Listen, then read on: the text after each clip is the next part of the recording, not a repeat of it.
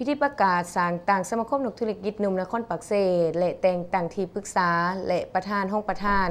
กรรมการที่ปรึกษาประจำสมาคมนักธุรกิจหนุ่มนครปักเซได้จัดขึ้นในวันที่ 11 กรกฎาคม 2019 นี้อยู่ที่สโมสรของนครปักเซโดยการเข้าร่วมของท่านอุดมศักดิ์ดีวิสัยเลขาคณะบริหารงานชาวหนุ่มประชาชนปฏิวัติลาวแขวงแก่มปะซักมีคณะภาคเมืองห้องประธานสมาคมนักธุรกิจหนุ่มแห่งศาสตร์ลาวประธานสมาคมนักธุรกิจหนุ่มแขวงแก่มปะซักพร้อมคณะมีบรรดาหัวหน้าแผนกการอมขางแขวงนครสมาชิกชาวหนุ่มภายในนครปักเซ่เข้าร่วมอย่างหลวงหลายในพิธีครั้งนี้ก็ได้รับการผ่านข้อตกลงของคณะบริหารงานชาวหนุ่มประชาชนปฏิวัติลาวแขวงแก่มปะซักฉบับเลขที่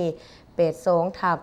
ข้อซปปลโจโซว่าโดยการสร้างตั้งสมาคมนักธุรกิจหนุ่มนครปักเซ่คือคณะบริหารงานชาวหนุ่มประชาชนปฏิวัติลาวแขวงจำปาสักตกลงเห็นดีสร้างตั้งสมาคมนักธุรกิจหนุ่มนครปักเซ่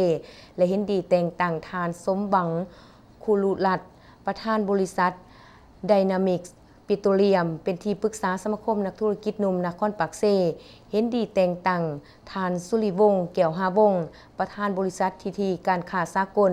เป็นประธานสมาคมนักธุรกิจหนุ่มนครปักเซ่แต่งตั้งทานรัศมีหุงไสยสิงห์ประธานบริษัทหุงไสยสิงห์เป็นห้องประธานแต่งตั้งทานซีลากินดาโซมีไซประธานบริษัทลาวอาร์ตเป็นห้องประธานสมาคมแต่งตั้งทานนางธนาทิพย์กำลังเจริญประธานบริษัทธนาโลจิสติกค้าเข่าค้าออกจำกัด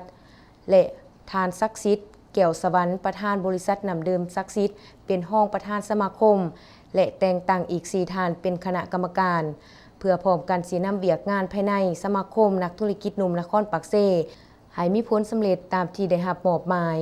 จากนั้นในพิธีครั้งนี้ก็ได้มีพิธีเซ็นสัญญาการร่วมมือศึกษาสำรวจโบหินอุตสาหกรรม4แขวงภาคใต้ระหว่าง